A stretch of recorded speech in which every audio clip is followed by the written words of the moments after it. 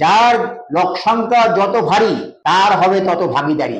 গতকাল জাতীয় কংগ্রেসের ভূতপূর্ব প্রেসিডেন্ট তথা অপ্রতিদ্বন্দ্বী নেতা রাহুল গান্ধী একটা ঐতিহাসিক বিবৃতি দিয়েছেন সাংবাদিক সম্মেলন। সেটা হচ্ছে এটা যে কাস্ট সেন্সাস, জাতি জনগণনা কংগ্রেসের এজেন্ডার 1 নম্বরে রয়েছে এবং আগামী ইন্ডিয়া জিতলে কংগ্রেস এবং ইন্ডিয়ার প্রথম কাজ হবে কাস্ট সেন্সাস করা। আমি রাহুল গান্ধীকে স্যালুট জানাচ্ছি যে প্রথম তিনি এত বড় একটা উদ্যোগ নিলেন যে যার লোক সংখ্যা যত ভারী তার হবে তত ভাগিদারি।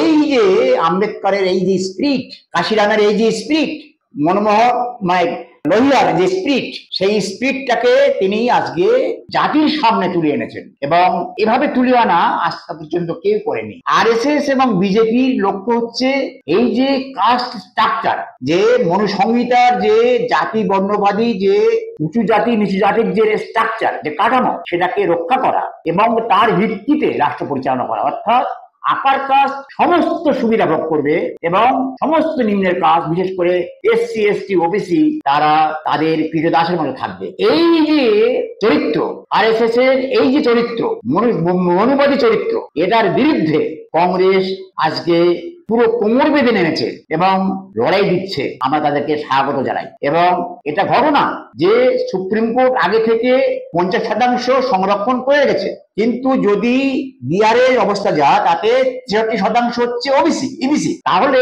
এরপর রাহুল গান্ধী বিভিন্ন রাজ্যে যেভাবে তিনি জাতি জনগণনার ইনস্ট্রাকশন দিয়েছেন এবং অলরেডি রাজস্থান সেই ইনস্ট্রাকশন অনুযায়ী কাজ শুরু করে দিয়েছে। কর্ণাটকে অলরেডি জাতি গণনার কাজ চলছে।